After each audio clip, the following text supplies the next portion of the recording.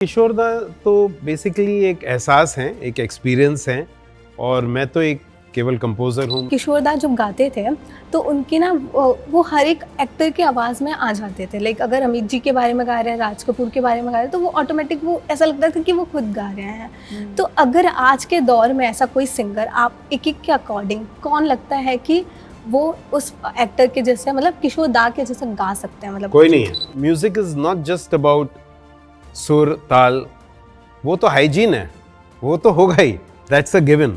उसके ऊपर आप क्या कर रहे हो, क्योंकि music is not just an art form, it's a form of communication. माहौल बहुत आसान कर देते हैं अपनी आवाज़ से, वो है नहीं हमारे साथ। कुछ चीज़ होती है फिर लोग ऊब नहीं जाते, पर उन्हें लगता है चलो कुछ नया करते हैं।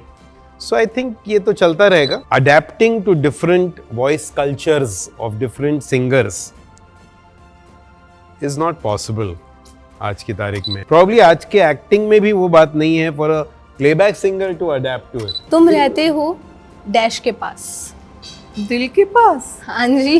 किसके पास? दिल के पास। भूल गया सब कुछ, याद नहीं अब कुछ, एक यही बात न भूली जूली। I love you.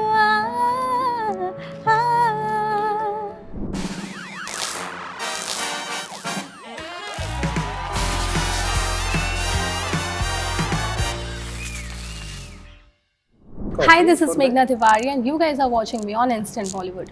किशोर दा का नाम सुनते ही उनके गाने ऑटोमेटिक आपके दिमाग में चलने लगते हैं, कभी कभी हम गुनगुनाने लगते हैं। वैसे ही एक शो आ रहा है जिसने फिर से यादें ताज़ा कर दी है। जी हाँ, मैं बात कर रही हूँ एक बार फिर किशोर कुमार की। यूनिवर्सल ग्रुप के द्वारा ये शो आया है और ये शो लोगों को काफ़ी ज़्यादा पसंद आ रहा है। अब तक इसके 5 एपिसोड आ चुके हैं और आज हमारे साथ वही बेहतरीन कलाकार मौजूद हैं।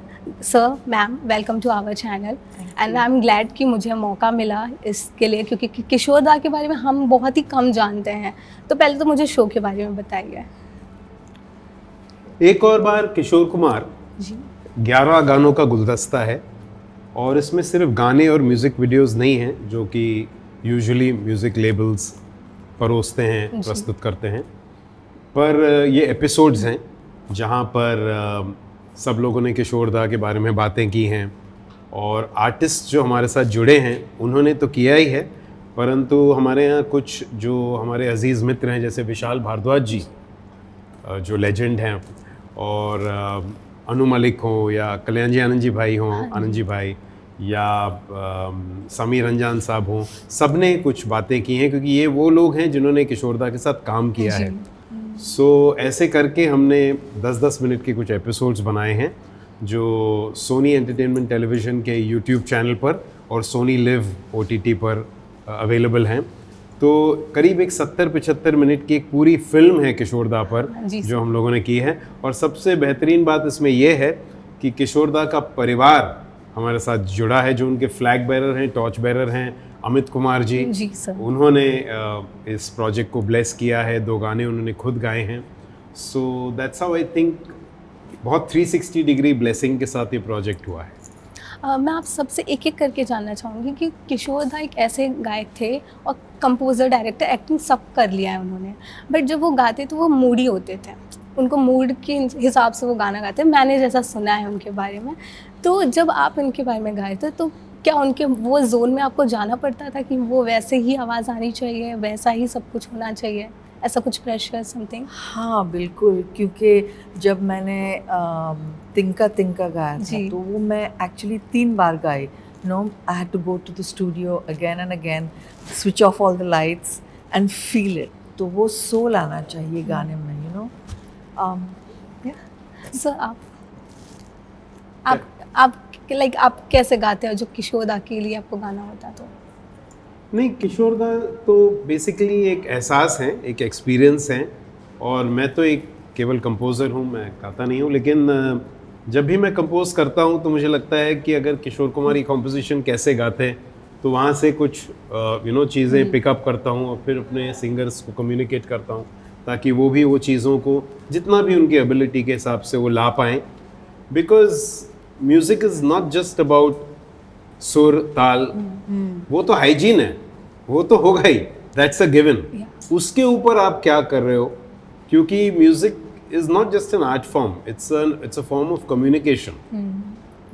तो वो I think is paramount, and Kishore Das से हमने यही सीखा है कि आप हर चीज़ को कम्युनिकेट करिए, इसलिए चाहे उनका सैड सॉन्ग हो, फन सॉन्ग हो, किसी भी प्रकार का सॉन्ग हो, वो आपको वही चीज़ कम्युनिकेट करता है।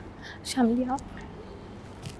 एक बहुत ही खूबसूरत चीज़ मैंने महसूस की जब मैं किशोर दा के साथ गा रही थी। Can you believe it? एक कह पा रही हूँ आज एक और बार किशोर कुमार के वजह से कि वो बहुत माहौल बहुत आसान कर देते हैं अपनी आवाज़ से। वो है नहीं हमारे साथ, पर उन्होंने जिस तरीके से जो हमने गाना साथ में गाया है, oh my God this is insane, उसमें मुझे बहुत महसूस हुआ कि उन्होंने एक बहुत ही, अभी आप अपने लाइन आप गाओ अपने अंदाज में, ये माहौल क्रिएट किया है अपने लाइनों से। मतलब जब वो गा रहे हैं तब हमें ऐसे वो प्रेशर महसूस नहीं होता है कि अब मैं गा रहा हूँ मेरे इतना अच्छा गाओ, you know, and that is beautiful. There is no competitiveness in the camaraderie है एक दो सिंगर्स के बीच में। और शमीर सर की वजह से फ्रीडम बहुत थी मुझे अपने अंदाज में गाने की, यानी वो रूम में भी नहीं थे कि ऐसा गाओ वैसे गाओ करने के लिए। उन्होंने सिर्फ मुझे फ़ोन पर बताया तुम्हारे अंदाज में शाल्मली को लाओ किशोर दा के साथ एक रूम में एक गाना गाने के लिए, now do it your way.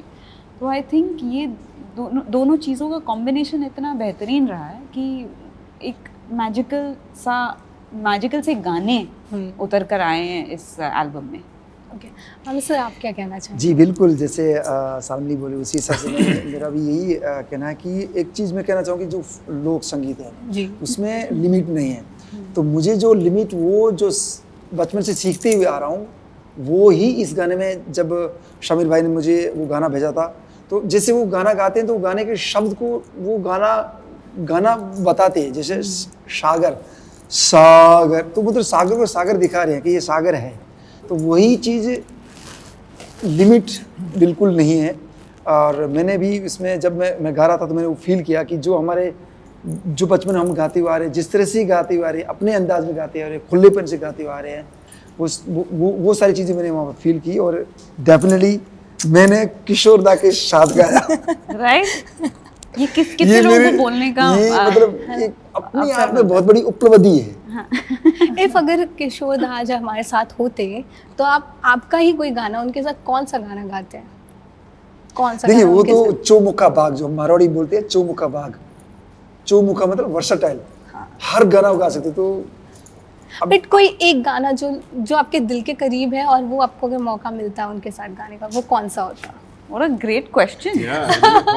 Very cool question. मुझे तो मौका मिल गया। जी। आई थिंक जब मैंने काटे नहीं काटते गाया था तो that was a dream song, और उनके साथ काम करने का मौका मिला तो आई वाज ब्लेस्ड। मैम मैं आपसे एक पॉइंट, ये क्वेश्चन कंटिन्यू रहेगा बट आपने अभी बोला इसे, किशोर दा के बारे में एक और बात थी कि वो ना पूरा माहौल बनाते थे गाने, क्योंकि मैंने उनकी एक क्लिप देखी थी जहाँ पे बताया गया था कि खई के पान बनारस वाला वो नहीं गा रहे थे। तो ऐसी कोई किस्से जो आपसे जुड़े हों कि जब वो गाने के लिए ऐसे कुछ माहौल बनाते थे? काटे नहीं काटते बेसिकली रोमांटिक गाना है और इमेजिनरी व्हाटएवर, बट एसेंशियली उनके साथ जो किस्सा था कि मैं आई लव यू गाती थी बहुत एंग्लिसाइज्ड वे में और ये गाते थे, तो यानी कि मुझे ऐसे देखे why sing it properly, I was like okay और बहुत हंसाते थे। सो केप्ट क्लाउनिंग अराउंड और मुझे डिस्ट्रैक्शन हो रहा था क्योंकि पहला ही गाना था ना, तो मैं बहुत नर्वस लकी थे लाइक उस टाइम पे आपको मिला उनके साथ मौका। वेल कंटिन्यू दैट क्वेश्चन जो मेरा था, अगर मौका मिले तो अपना ही गाना ना, क्या- पर क्या- उनके क्या- साथ गाना है ना, लत लग गई गाना है मुझे किशोर दा के साथ, ऐसे कुछ अभी नहीं। मतलब हमारा गाना मतलब हाँ जी आपका गाना किशोर दा के साथ आपको गाने का मौका मिलता तो अच्छा डेफिनेटली चौधरी का। चौधरी सर अगर आपको कंपोज करने का मौका मिलता आपका कोई गाना तो कौन सा? एक्चुअली मेरा जो डेब्यू सॉन्ग था, एक डेब्यू फिल्म थी मेरी मधुर भंडारकर की, national award winning film called page 3। हाँ जी। उसमें लता जी ने गाया था कितने अजीब रिश्ते हैं यहाँ पे। तो अगर वो किशोर दा के साथ भी मुझे वो एक वर्शन होता तो बहुत ही मज़ा आता, जबकि लता जी ने तो मतलब मुझे आशीर्वाद दिया वो गाना गा के, and she is one of the reasons why I left my corporate job to actually pursue the entertainment world. Well मेरा ये सवाल है कि जब यूथ अब की जनरेशन है ना, वो फिर से पुराने ट्रैक पे आ गई है। लाइक पहले हम गाड़ियों में जाते थे, हम कहते थे कि पापा ये क्या गाने बजा रहे हो, ये पुराने गाने मत बजाओ, ये नए गाने बजाओ। बट अब ऐसा हो गया है कि नहीं, हमको ये 90s के गाने सुनने हैं। तो ये अचानक से चेंज कैसे देखने मिला सर, ये आप बता सकते हैं इसके बारे में? देखिए, एंटरटेनमेंट वर्ल्ड हो या कपड़ों का जो फैशन होता है वो हो या कुछ भी हो, मतलब these are all cyclical, you know, हर चीज़ का एक साइकिल होता है। देखिए, आप म्यूज़िक में देखिए कि एक ज़माने में नौशाद साहब, मदन मोहन, ये सब गज़ल नुमा गाने बनाते थे, राग बेस्ड गाने बनाते थे। फिर लक्ष्मण प्यारेलाल आए और उन्होंने एक ठेका किया, कल्याण आनंद जी वगैरह ने ढोलक का ठेका किया। कट टू बप्पी लहरी साहब आए, वो डिस्को इंट्रोड्यूस किया, फिर वो फेड आउट हुआ। फिर नदीम श्रवण, आनंद मिलिंद, जतिन ललित आए, फिर ठेका हुआ। फिर अचानक से एक लड़का आया कीबोर्ड लेके, ए.आर. रहमान, उन्होंने साउंडस्केप चेंज किया। फिर अचानक से शंकर एहसान लॉय, विशाल शेखर प्रीतम ने रॉक इंट्रोड्यूस किया। फिर अचानक से लोग थोड़ा सा क्लासिकल की ओर हुए। फिर तो ये I think is a cyclical thing. कुछ चीज़ होती है, फिर लोग ऊब नहीं जाते, पर उन्हें लगता है चलो कुछ नया करते हैं। सो आई थिंक ये तो चलता रहेगा। पर जो पुख्ती चीज़ होती है ना, पुख्ता काम जो होता है वो एवर लास्टिंग होता है, जैसे कि किशोर दा के गाने हों।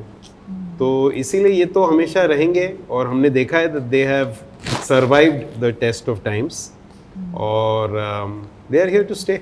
ओके, मेरा एक सवाल है, किशोर दा जब गाते थे तो उनकी ना वो हर एक एक्टर की आवाज़ में आ जाते थे। लाइक अगर अमित जी के बारे में गा रहे हैं, राज कपूर के बारे में गा रहे हैं, तो वो ऑटोमेटिक वो ऐसा लगता था कि वो खुद गा रहे हैं। तो अगर आज के दौर में ऐसा कोई सिंगर, आप एक के अकॉर्डिंग कौन लगता है कि वो उस एक्टर के जैसे, मतलब किशोर दा के जैसे गा सकते हैं? मतलब कोई नहीं है, कोई नहीं है। नहीं, क्योंकि I am sorry, I am just taking that question, क्योंकि मैंने इस चीज़ का बहुत अध्ययन किया है, बहुत एनालिसिस किया है, और मैंने कुछ नए सिंगर्स जो कि बहुत ही अति उत्तम सिंगर्स हैं आज के, एंड मैं उनकी बहुत रेवरेंस करता हूँ, और वो मेरे बड़े नज़दीकी मित्र भी हैं।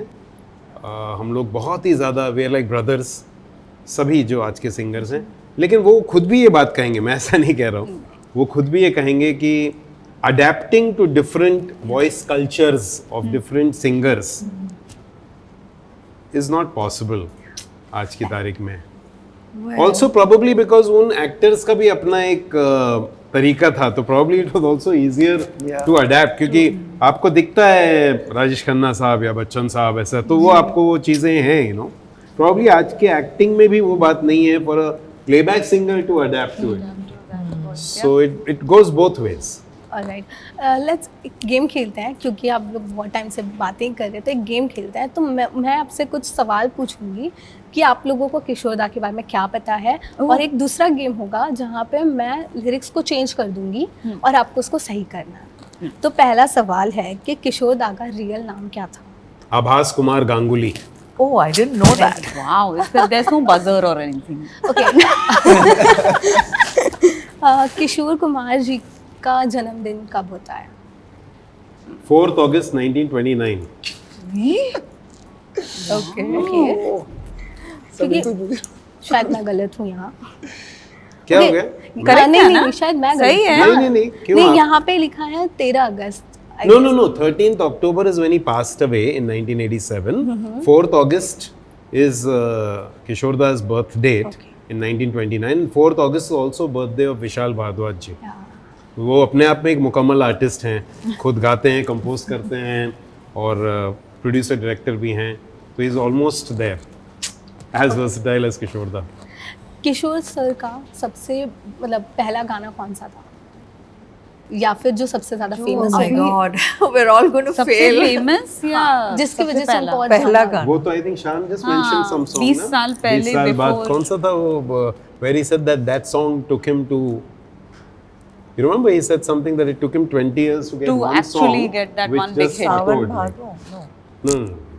No idea okay What is it? What is the right answer? यहाँ पे तो मुझे यहाँ पे दिया मेरे सपनों की रानी अच्छा Ah, okay.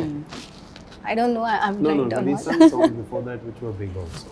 Okay Kishore Kumar ji ने लता जी के साथ कौन सा गाना किया था? जो बहुत सारे गाने हैं। बहुत सारे मैं बहुत सारे ये गाने हैं। जूली जो इन्होंने जूली, गाया है। भूल और भूल गया सब कुछ। मैंने गाया यस मुझे एक पॉइंट मिलता है क्या यही प्यार है from इन्होंने इस Rocky। एल्बम में सागर गाया किनारे। है ये गाना जो पापा लता जी के और साथ। किशोर दा ने गाया है। सागर किनारे उसा No, no, that's a solo song. Solo song चलो अभी एक लास्ट ये वाला सेगमेंट का किशोर दा ने कितने गाने गाए हैं हिंदी मतलब Hindi Marathi what ever it is 1000 से लेके 2000 तक का रेंज बताती हूँ बट आप बताइए कितना है उसमें से कितना उन्होंने गाया? शायद उससे भी ज्यादा हो नहीं शायद डॉक्यूमेंटेड गाने उनके शायद 3500 हैं really I think so but आपका डेटा जो भी होगा नहीं नहीं इसका है हाँ या इसका है सभी सही इसके- जवाब सभी सही okay she was trying as 1000 या 2000 ही आया है मैंने आपको ऐसा थोड़ा हिंट दिया कि आप क्योंकि- कहाँ तक बता सकते अच्छा, हैं ओके तो अभी एक दूसरा है मैं गाने का नाम लूँगी मतलब मैंने आपको बताया वैसे ब्रीफ है हाँ। ठीक है तुम रहते हो गली के पास मतलब ये क्या है इस पे लिरिक्स आपने इधर ओके उधर हाँ मैंने लिरिक्स को चेंज कर दिया है लिरिक्स आपको बताने कि ये कौन सा गाना है यस रुको मैं आपको थोड़ा इजी कर देती हूँ हाँ आप एक वर्ड चेंज करने वाली हैं इसमें हाँ बोल तुम रहते हो डैश के पास दिल के पास हाँ जी किसके पास दिल के पास ये कौन सा गाना है तुम रहते हो पल दिल पल के दिल के पास पल पल अच्छा अच्छा तुम रहते हो ओके यस Okay. तुम रहते हो ओके ये आफ्टरनून सुहानी ये समय है सोना शाम मस्तानी this is also correct afternoon का इवनिंग है शाम शी अच्छा चेंज वो दैट अभी वो आल्सो कुछ या समय है it's a Suhana very Suhana complicated deep के ओ मेरे दिल के पेन दिल के चैन और राइट आप आपको मिला एटलीस्ट और राइट जाते जाते एक आधा सॉन्ग तो बनता है किशोर दा के लिए कर रहे हैं तो एक तो चलता है तो आप लोग कोई भी एक गाना जो उनके लिए आप गाना चाहो let's sing our song only no okay भूल गया सब कुछ याद नहीं अब कुछ एक यही बात न भूली Julie I love you wow so amazing मतलब मैं तो कंटिन्यू कर सकती हूँ इस चीज़ को बट ठीक है thank you so much guys Thank बहुत you. ही ज़्यादा मज़ा आया बहुत कुछ सीखने भी मिला मुझे thank you so much thank you